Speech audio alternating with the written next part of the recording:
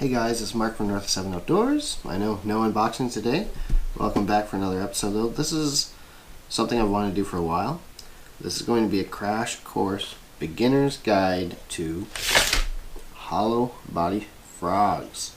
Just going to discuss the colors, different types of frogs, some brands to avoid, and hopefully we can all get this done in about 5 minutes. Just knowledge. Everything I know about beginning frogs, here we go. Okay guys, the first thing I want to talk to you about is color. There are only two main colors that you ever need to concern yourself with. That's black and white. As long as you understand that those are the main colors, you're fine. Those are primary colors, we're going to call them. Black is for cloudy days and dirty water. So remember, dark, think black. White is for sunnier days, and it is for clear water. Two of my favorite secondary colors are brown and yellow. These are for your in-between days. Use your instinct, but it doesn't really matter. They're secondary colors. Always remember white and black, and you're going to be fine. The last color here is red. Red is something I almost never throw. I only have one red frog. I throw it for the days where topwater is going very, very well. I will occasionally throw a red frog and see if that gets them even more riled up for biting. So I'll give you an example. Last year I threw this once. One day I threw this when topwater just was going crazy. Okay guys, the last thing to remember about frogs is color and viewpoint of that color. You're thinking to yourself, these probably aren't the same frogs, but in reality, to a fish point of view, these are identical frogs. This does not matter. This is what you or I see. We can tell it's a frog. This is what the fish sees. These are the exact same color as far as anyone is concerned for bass fishing. If you want green or brown, go for it, but these are white frogs. Okay guys, next I want to talk to you about the different types of frogs. These are called popping frogs. You'll notice that these are called popping frogs because they have a cupped mouth as opposed to your traditional mouth. Okay, so what that allows you to do is create more motion on the surface of the water. These are ideal for choppier days when the water is not still. You know, there's a little bit of breeze out there, but you still think you can get a good topwater bite going. And also, these are great for throwing on like points as opposed to throwing in lily pads. I'm not saying you can't throw them in lily pads, but if you threw them out in an open water setting, they make more motion so that the fish can hone in on them. So there you go. So that's popping frogs. These are just your traditional frogs. These are live targets. Okay, so the last container I have here are hollow body creatures, I guess. They're all different. We've got sunfish, we've got perch, we've got field mouse, fruck, more sunfish. And basically, this is to understand when a fish sees a frog. You or I can tell that this is a frog, right? I mean, there you go. It's pretty easy to understand that. But a fish, a lot of times, is a misconception for fishermen. They think that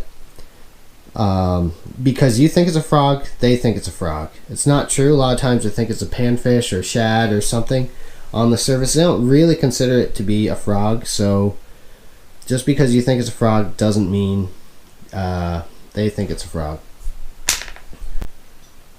Okay guys, now that you pretty much understand the difference between a popping frog and a normal frog and the color situation, that's pretty much the beginner's guidelines there. You're ready to go. I would recommend buying two frogs, one white and one black on the bottom. When you look at a frog, look at it from the bottom. It doesn't matter what's on the top. It's pointless. You're going to look at brands here. So this is probably the biggest point of the video where I can personally give you some solid advice because of how much fishing product I buy, as you've seen from the unboxing videos.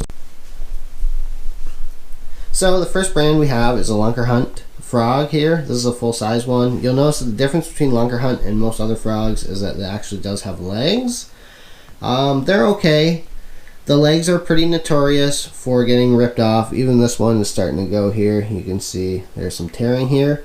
They don't extend as far as these tails, so you won't get as many short strikes. But if you do get a short strike and the fish just grabs a leg, you're probably done using that frog until you can make your own legs out of strands. So this is okay. I wouldn't recommend buying this for your first frog. They're okay. They're not great by any means.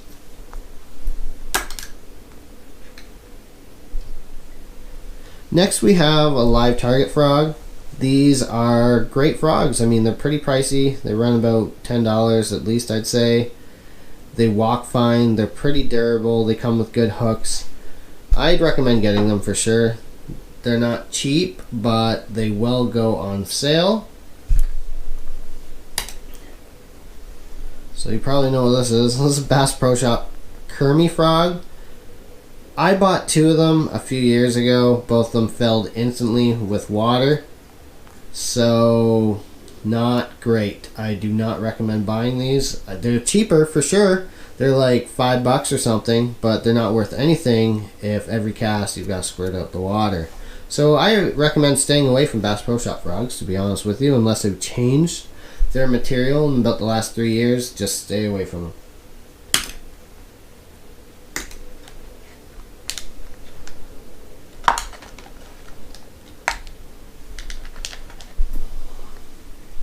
Okay, so this is a booyah frog. This is a pad crasher, okay?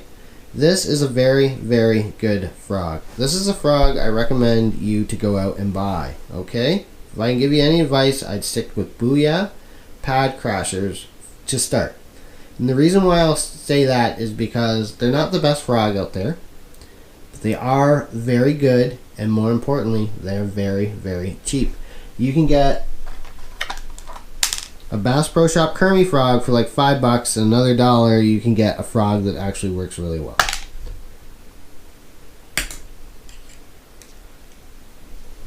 Lastly, this is a Spro frog, okay? So if you know anything about hollow body frog fishing, you know that Spro is the pinnacle of success. This is what everyone measures their frogs to. This is a bronze-eyed junior, Dean Rojas. They've been around forever. These are amazing. They're probably the best frogs out there. You know, everyone, there might be a little bit of disagreement, but if you didn't pick them as your best frog, you'd probably pick them in the top 3. So, yes. I'm not going to tell you to go out and get one of these, though, because they're very expensive. In Canada, they're like $16. I only own 2 or 3 of them myself.